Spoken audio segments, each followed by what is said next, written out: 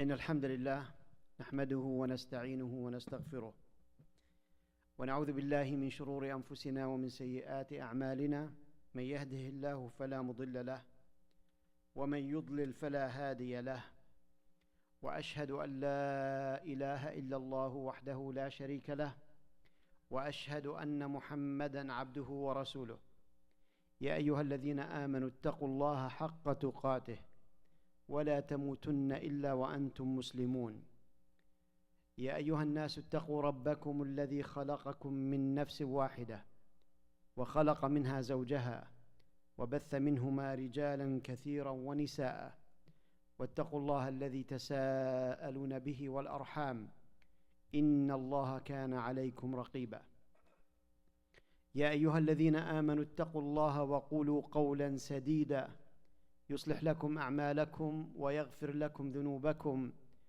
ومن يطع الله ورسوله فقد فاز فوزا عظيما أما بعد فإن أصدق الحديث كتاب الله وخير الهدى هدى محمد صلى الله عليه وسلم وشر الأمور محدثاتها وكل محدثة بدعة وكل بدعة ضلالة وكل ضلالة في النار.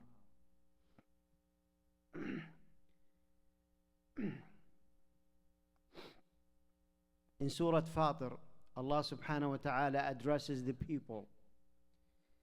In these few verses that we will ponder upon and understand some of the very important aspects of our being and existence on this earth and how we connect this to our abode in the hereafter. Allah subhanahu wa ta'ala says in an address to all the people, يا أيها الناس اذكروا نعمة الله عليكم هل من خالق غير الله يرزقكم من السماء والأرض لا إله إلا هو فأنى تؤفكون. O mankind, remember the favor of Allah upon you. Is there any creator other than Allah who provides for you from the heaven and the earth? There is no deity except Him. So how are you deluded? How are you deceived? وَإِن يُكَذِّبُوكَ فَقَدْ كُذِّبَتْ رُسُلٌ مِّن قَبْلِكَ وَإِلَى اللَّهِ تُرْجَعُ الْأُمُورُ. And if they deny you, O Muhammad, already were messengers denied before you, and to Allah is the return of all matters. يا أيها الناس إن وعد الله حق فلا تغرنكم الحياة الدنيا ولا يغرنكم بالله الغرور. O mankind, indeed the promise of Allah is al-haq, is the truth, it is real. So let not the worldly life delude you, deceive you, and be not deceived about Allah by the master deceiver. إن الشيطان لكم عدو فاتخذوه عدوا إنما يدعو حزبه ليكونوا من أصحاب السعير. Indeed, Shaitan, Satan, is an enemy to you. So take him as an enemy. He only invites his group, his followers, his allies, his party, to be among the companions of the fire, the blazing fire. الذين كفروا لهم عذاب شديد والذين آمنوا وعملوا الصالحات لهم مغفرة وأجر كبير.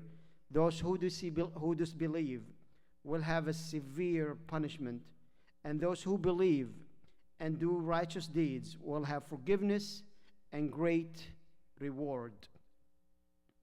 If we go over these verses for a few minutes, we'll find that Allah subhanahu wa ta'ala has addressed all the people, not just the believers. The believers, the address will be يا أيها الذين آمنوا. And generally, after يا أيها الذين آمنوا, you will have a command of some kind, an order, something that is only for the believers. But this address is for everyone, for all mankind. And it is to establish or reiterate or emphasize a fact that they all know. Every one of us know that Allah subhanahu wa ta'ala has put us on this earth. And every one of us, whether they are believers or non-believers, know that Allah subhanahu wa ta'ala has provided for us and is sustaining us and continues to provide for us. So He's reminding us of this ni'mah. اذكروا نعمة الله عليكم. Remember the favor of Allah upon you. Can you find any God other than Allah? Any creator? He didn't even say God, He said creator. Because you know where you came from, and you know who your maker is. You know who your creator is. Allah subhanahu wa ta'ala, He's the one who's providing for you. So you know that. Everyone knows that. The non-believers of Mecca knew that at the time of the revelation of this verse. And throughout the ages, no one ever denied that Allah subhanahu wa ta'ala is the creator, and is the Lord, and is the sustainer, and is the provider. This is a fact. So how are you deluded? Allah is questioning us as human beings. How are you deceived? When you know He's the one who put you on this earth, how are you deceived as to whom you should worship, to whom should be your alliance, your love, your attachment, your association, your obedience? But Allah subhanahu wa ta'ala then reminded the Prophet sallallahu alaihi wasallam of the people before him, that many messengers before you were belied. They were belied. They were denied, rejected, not because of their person, but because of the message they carried. And there's someone behind that rejection. But Allah is telling them that to Allah is the return of all matters. He will decide and judge upon all matters. Then He's reminding us of the promise, Allah's promise. He says Allah's promise is real. Ya ayyuhal ladhina am. Now the address, Ya ayyuhan nas, the address is still for the people. Do not be deceived. Know that Allah's promise is real and is the truth. Do not be deceived by the master deceiver, Shaitan himself, because he will deceive you. That is his mission in life. He even asked for a respite from Allah to live forever. Lucifer, Iblis, ever since the time when he disobeyed Allah subhanahu wa ta'ala and refused to prostrate, he put it upon himself that he knew that he's going to hellfire. He knew that. And he said, with me, I'm going to take as many of you as I can. As many of you as I can, I'm going to hellfire with you, and you're going with me. That is his mission in life. So he is your enemy. And when you're deluded in this life, he's not going to come and appear to you. Lucifer doesn't appear anymore. He used to appear to people before the Prophet Muhammad ﷺ, but not anymore. He does not appear in his person or even embodying other persons. But he appears in different plans, in different deception plans. He has improved in his techniques. And there's nothing you could ever imagine that he did not think of to deceive you and delude you and eventually deviate you and take you with him. So Allah is telling us, do not belie the promise of Allah. Allah's promise is the truth. It is haqq. And as you see the word haqq, amazing. It's not a fluid word. In Arabic, there are words that have an ending sound, right? They end. Some of them have air comes out when you speak them. No, this is an abrupt sound. Haqq. It's an abrupt sound to show you that that's it. It is. You could get this from the word. It is real. It is real. haqq, abrupt. Allah's promise is real. As the Prophet ﷺ said, that Jannah is closer to any one of you than your shoelaces. And hellfire is closer to any one of you than your shoelaces. That another hadith, that whoever reads Ayatul Kursi after every prayer, that the only thing that will separate him from Jannah is death. This is the only reason why you're not in Jannah already. Because it's haqq. It is real. Allah's promise is real. And you can see it even in your life now before you even go on and pass on.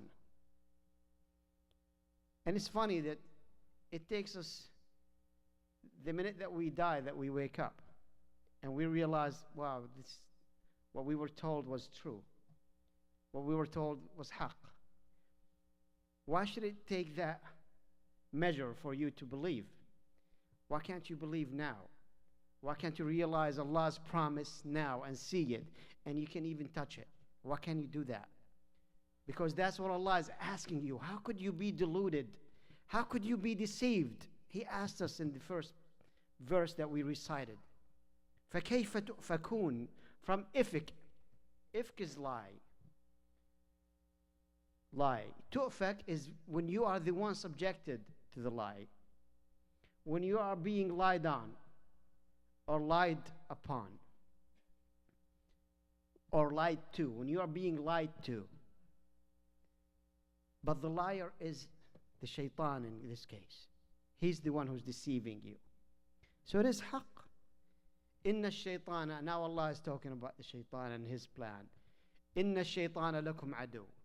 That's all he needed to say. Indeed, inna shaitan, indeed, there is emphasis there. Satan is your enemy. So take him as an enemy.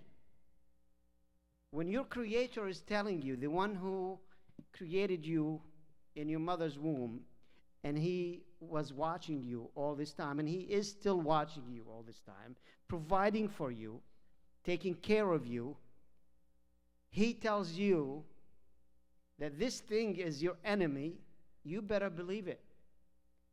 So he's your enemy, so take him as an enemy, because all he does is to invite those who follow him to hellfire. Invite them to hellfire, the blazing hellfire. Then Allah shows you that his promise includes that those who disbelieve will be punished. A severe punishment. And those who believe, that's part of his promise. And he's telling you this will happen, it's real. And those who believe and do righteous deeds will have forgiveness and will have paradise. Why forgiveness?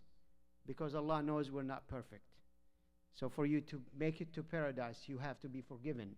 So Allah promised you not only paradise, but he also promised you forgiveness. That is out of his mercy. That he promised to forgive you, knowing that you will sometimes deviate, that you will sometimes follow the shaitan. So it is a promise to those who follow the shaitan and come back, that Allah will forgive them and they will place them in paradise. That is part of his promise. أقول قولي هذا وأستغفر الله لي ولكم.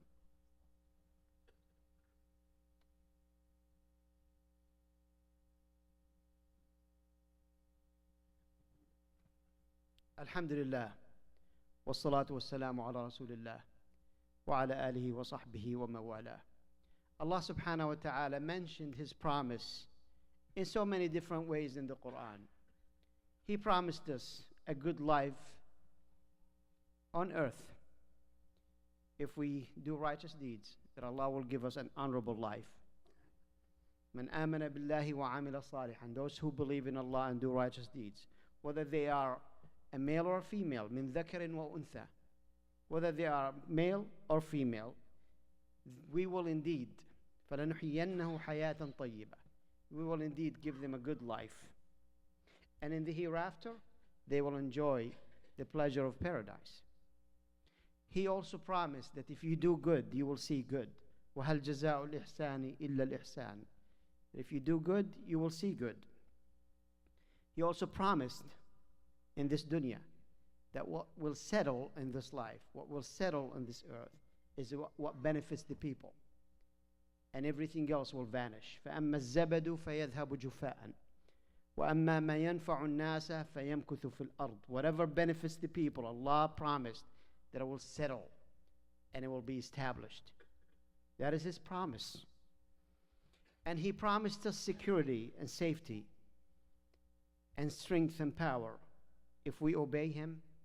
When He says, وَعَدَ اللَّهُ الَّذِينَ آمَنُوا مِنكُمْ وَعَمِلُوا الصَّالِحَاتِ لَيَسْتَخْلِفَنَّهُمْ فِي الْأَرْضِ كَمَا اسْتَخْلَفَ الَّذِينَ مِنْ قَبْلِهِمْ وَلَيُمَكِّنَنَّ لَهُمْ دِينَهُمُ الَّذِي ارْتَضَى لَهُمْ وَلَيُبَدِّلَنَّهُمْ مِنْ بَعْدِ خَوْفِهِمْ أَمْنًا يَعْبُدُونَنِي لَا يُشْرِكُونَ بِي شَيْئًا. Allah promised those who believe in Allah, those among you who believe in Allah and do righteous deeds, that He will make them the khulafa on this earth.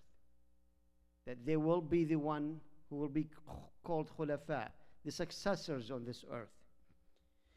And as He made the ones before them, and He will make their religion established on this earth, the religion that He chose for them. And He will replace their fear with safety and security. He will replace their fear with safety and security. What is the condition? That we worship Him, taking no partners with Him. But if we don't do that, we don't expect Allah subhanahu wa ta'ala to give us this promise, because that promise is conditional. I can't really just not mention the incident that took place in North Carolina in view of what I mentioned in the khutbah, and why we are in this life, and what we do as Muslims in this life, and what's our purpose in this life. And as we see that Allah subhanahu wa ta'ala mentioned life as mata'ul ghurur, that it is just a delusion. Life on this earth is just a delusion, that we get busy just collecting and gathering things in this life, not knowing that our time on this life is temporary. Whether you are 10 years old, earlier than that, 70 or older than that, or in between. You could go any time. Allah subhanahu wa ta'ala has prescribed a time for you. And you will not go beyond that time. And within this time, Allah will test you, and you will see what happens. And Allah will see what you will do in this time. However, in view of an incident like that, which is tragic, 3 young Muslim, promising Muslim, a brother and 2 sisters.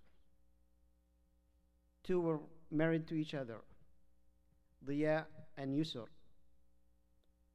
And it is, they're the epitome of success in all aspects, if you think about their life. So in this accident, or not accident, this incident, this horrific incident that took place, this execution, what should we remember and what we learn? And that is what we need to ponder upon the next few minutes. Regardless of who the killer was or is, what we need to remember here is something about the victims that was profound and amazing. And I hope that something is actually the common trend among our Muslim youth. And that's what our Muslim youth is about. When they succeed in their life this way, and in all aspects, their legacy. When you think of Diya, for example, he was fundraising and trying to gather dentists to go help the Syrian refugees in Turkey. He himself ran campaigns of helping homeless people with their teeth and their, dental hygiene. He was a charitable person. Everybody loved him. That's what we should really highlight about these individuals, that they are true examples to all of us. His wife used to feed, she joined a group of, a charitable group in her area, and she used to feed homeless people. Even with that, keeping her devotion to Islam and Allah subhanahu wa ta'ala, never took off her hijab. The story that the father of the two girls has told about how Diya came and asked about his daughter for marriage. He said he never spoke to his daughter before. And he wanted, before he could ever talk about marrying her, he wanted to talk to the father first and see if it's okay, if it's acceptable. Something that it is so strange now in this life and this world. That you didn't talk to the girl before you met the father? No. So, and they got married. Good example of charitable people. Their devotion in Islam. Did they see adversity? Of course they saw adversity. Why was he fundraising for the Syrian refugees? Just like when we see all these adversities, whether here or overseas, how we react to that. Do we just talk? Do we just talk and feed into our emotions, or we go into action? And that's what Diya and his wife did. They went into action. They went to help people. They went to show what a true Muslim does. What actually a regular, normal Muslim would do, who fears Allah subhanahu wa ta'ala and takes Islamic teachings seriously in their life, that they practice it in their life. That is what a Muslim does. Reaches out to his parents, to his neighbors, helping them, regardless of their faith, whatever their faith is, whatever they follow, whatever their status, they go and help them. And that's what we do. That is the legacy they left behind, and that's how they should be remembered. These three individuals, 19, 20, and 21. And they were, like I said, they had a dream. They indeed had a dream. And their dream did not clash with their devotion to Islam. They were born here. They were raised here. They're like many of our children here, and continue to be devout to Allah subhanahu wa ta'ala and the cause, and live Islam as supposed to be lived. Somebody was telling me a story. Their Sunday school teacher, said she knew them, the three of them, and she loved them. And they used to, Diya was taller than her. She was a short teacher. And he would come and joke with her and put his hand on her head, like this, endearingly, lovingly. What a memory that she kept of him. It must be very hard for anyone who knew these individuals to just grieve. And our only comfort is that we ask Allah subhanahu wa ta'ala that they will be in a better place, that Allah has accepted them as martyrs, and they will actually be alive, more so than any one of us here, because that is the position of a martyr, that they are living, seeking and enjoying the provision from Allah, but you don't see it, you don't even feel it. So that is how we should remember them. What lesson do we learn? We learn a few lessons from this.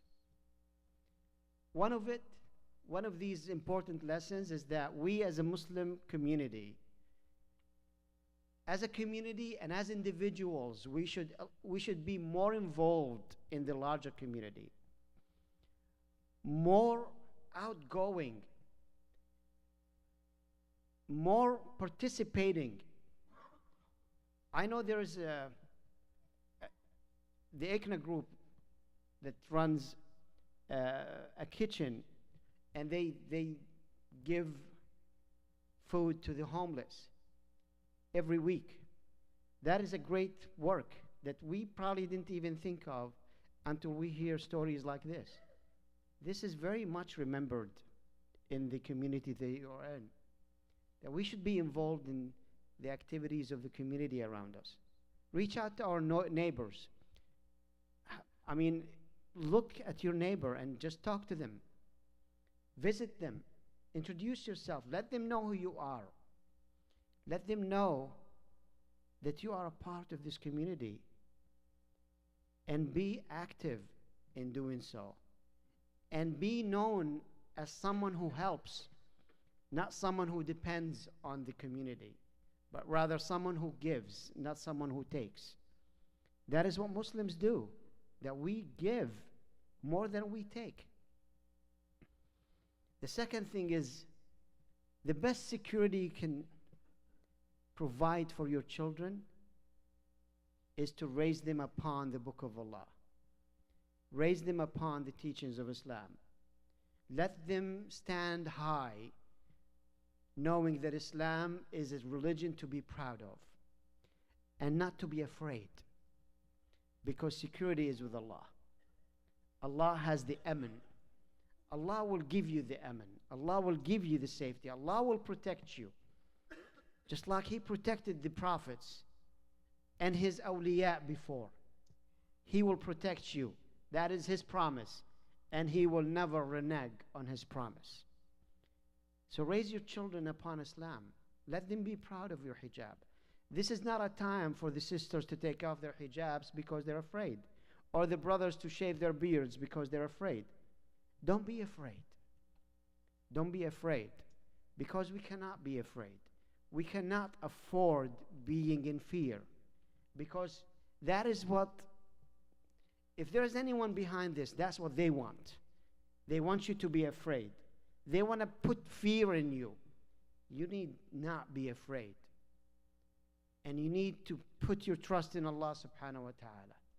Saying that doesn't mean that you shouldn't be vigilant. You should always be vigilant. And you should be always careful, knowing where you are. When you leave home, let your wife know where you're going. Call home often. Secure your house. Make sure that you're safe, your children are safe, everybody's safe. There are certain tips that you can apply on how to be safe. And these are not just because of this incident or because you're targeted. That is far from the truth. But it's because these are the common practices that should be done and taken all the time. So these are lessons that we learn from an incident like this. And the best thing you can do is just remember these three brothers, brother and two sisters. Remember them with their legacy, what they left behind, and what they want us to continue. If we should be inspired, we should actually, our action to this adversity, our reaction to it should be where we're going to do more. We're going to help more. Spread the peace. Because what they want is they want the peace to stop. What we say is peace upon you all the time. We will never stop saying peace upon you. We will never stop saying assalamu alaikum. Never. That will continue to be our greeting, and not only that, our body language. That's what we say to the people. We will never stop being peaceful. That is how we should be, because that is the only way you can stop these heinous acts that cannot be even understood, and why someone would do something like this to three promising, dream dreamers that did great in the community that we have lost. But they're not lost altogether, because probably because of them, a lot of us here will know what to do and how to be good and participate more and do more and continue in that legacy. I ask Allah subhanahu wa ta'ala to accept this brother and two sisters, to accept them among the shuhada.